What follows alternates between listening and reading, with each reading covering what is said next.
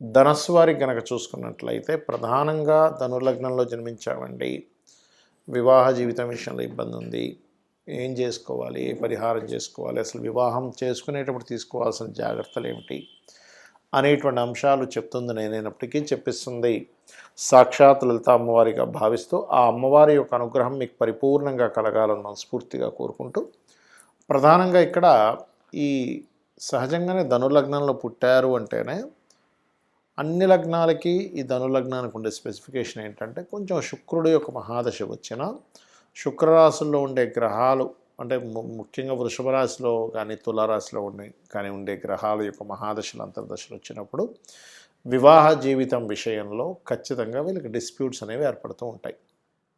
Because of వీళ్ళ పూర్వజన్మ కర్మే వివాహ జీవితంలో డిస్ప్యూట్స్ అవ్వడానికి అన్నట్టుగా పుడతారు. కాబట్టి ధనుర్లగ్నం వాళ్ళు ఈ జాగ్రత్తలు తీసుకోవాలి.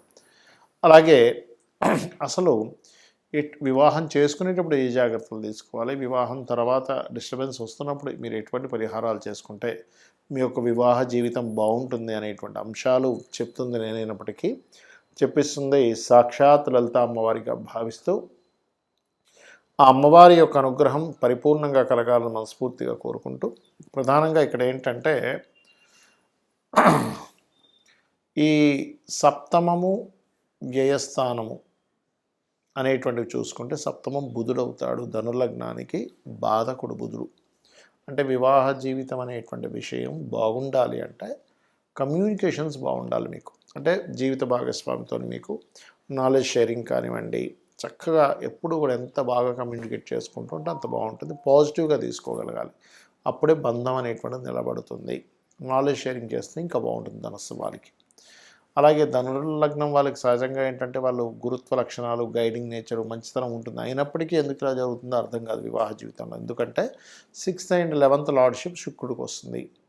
కాబట్టి వీళ్ళ పర్సనల్ చార్ట్లోనే పూర్వజన్మ కర్మే వీళ్ళకి వివాహ జీవిత సంబంధించినటువంటి విషయంలో డిస్టర్బెన్స్ అవ్వాలని ఉంది. కాబట్టి ఇక్కడ మీరు అర్థం చేసుకోవాల్సింది ఏంటంటే దీన్ని మీరు వివాహానికి ముందు ఒకవేళ కొంతమందికి 2 వివాహాల యోగం ఉన్నప్పుడు కుంభ వివాహం, స్త్రీలైతే కుంభ వివాహము, పురుషులైతే అర్క వివాహం చేసుకున్న తర్వాతే వివాహం చేసుకోవాలి.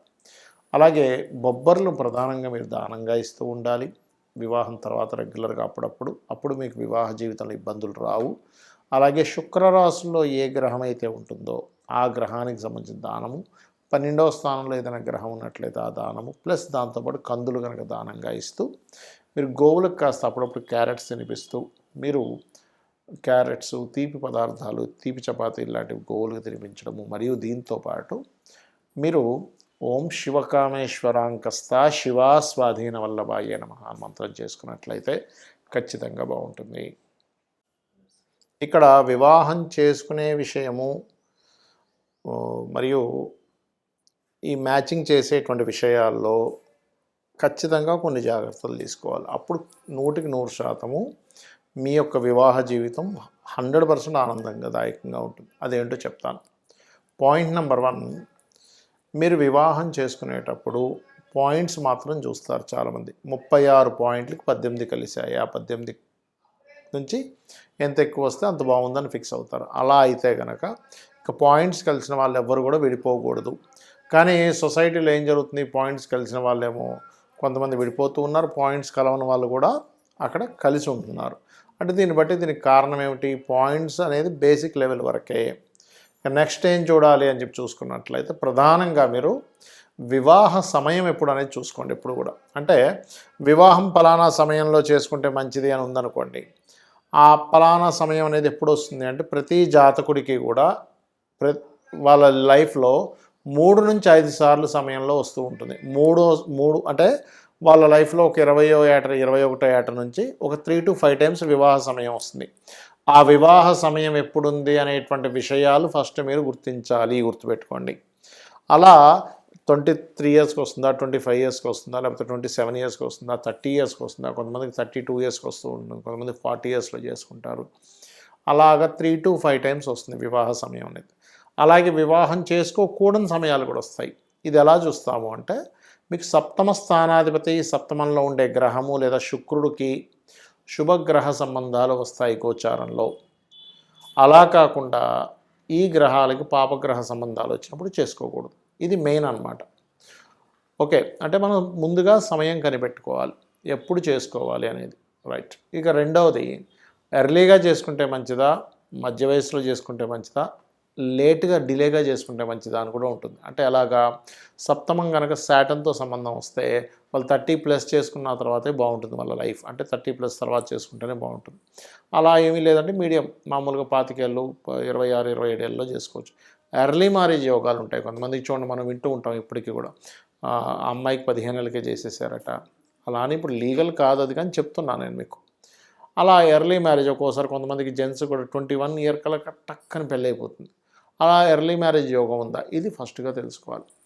ఇక మూడో విషయం ఏంటంటే, ఇక్కడ మీరు ఎప్పుడూ కూడా వివాహం సమయం విషయంలో కేవలం పాయింట్స్ మాత్రమే కాకుండా వాళ్ళిద్దరి జన్మజాత చక్రాల్లో మూన్ యొక్క స్టార్ని బట్టి పాయింట్ ఒకటే కాకుండా ఆ మూన్ స్టార్స్ మిత్రుల శత్రువుల అనేది కూడా చూసుకోవాలి. అంటే వాళ్ళు కనుక మిత్రులు అనుకోండి, అప్పుడు వాళ్ళిద్దరి మధ్యని మనసులు బాగా కలుస్తాయి. మనసు బాగా కలిస్తే చిన్న చిన్న విషయాలు కూడా వాళ్ళు, అంటే చిన్న చిన్న విషయాలు పెద్దగా పట్టించుకోరు, పెద్ద విషయాలను చిన్నగా చూస్తారు. అదే మనస్కారకులు కలవలేదనుకోండి, చాలా చిన్న విషయాన్ని కూడా ఏదో పెద్ద విషయంగా ఫీల్ అవుతూ ఉంటారు. ఇది గుర్తుపెట్టుకోండి. రైట్.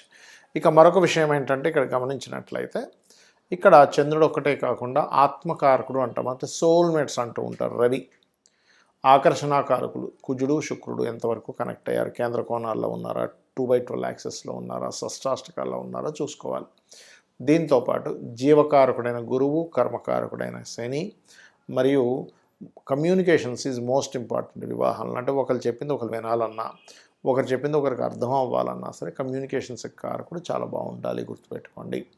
అలాగే మరొక విషయం ఏంటంటే, ఇక్కడ గమనించినట్లయితే ఈ యొక్క కాంబినేషన్స్ ఇవన్నీ ఒక ఎత్తు అయితే, మీరు ఎవరినైతే వివాహం చేసుకుంటారో, అది అమ్మాయిని కావచ్చు అబ్బాయిని కావచ్చు, ఆ వివాహం చేసుకునే వ్యక్తి యొక్క జన్మజాతకంలో ఆఫ్టర్ మ్యారేజ్ తర్వాత ఎలా ఉందని తెలుసుకోవాలి.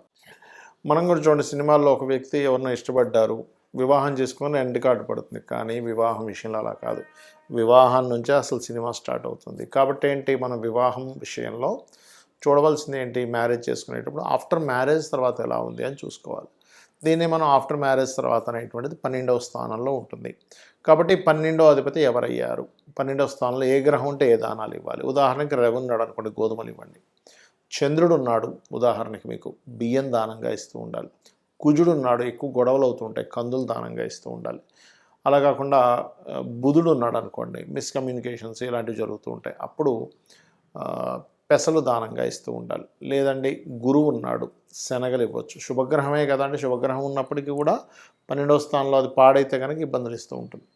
ఒక్కోసారి రెండు గ్రహాలు ఉంటాయి, శనికేతువులు కలిసి ఉంటారు, అప్పుడు ఆ 2 గ్రహాలకి ఇవ్వాలి. అలాగా శుక్రుడు బొబ్బర్లు దానంగా ఇవ్వడం మంచిదే. యాక్చువల్గా శుక్రుడు 12లో ఉంటే చాలా మంచిది చెప్పాలంటే. అలాగే శని ఉన్నాడు అనుకోండి, నువ్వులు దానంగా ఇవ్వడం. రాహు అయితే మినుములు, కేతువు అయితే ఉలవలు దానంగా ఇవ్వడం చేస్తుండాలి. ఈ రకంగా మీరు కనుక 12వ స్థానంలో ఉండేటువంటి గ్రహానికి దానం ఇవ్వడము, మ్యాచింగ్ విషయంలో ఈ జాగ్రత్తలు కనుక తీసుకున్నట్లయితే ఖచ్చితంగా మీకు బాగుంటుంది.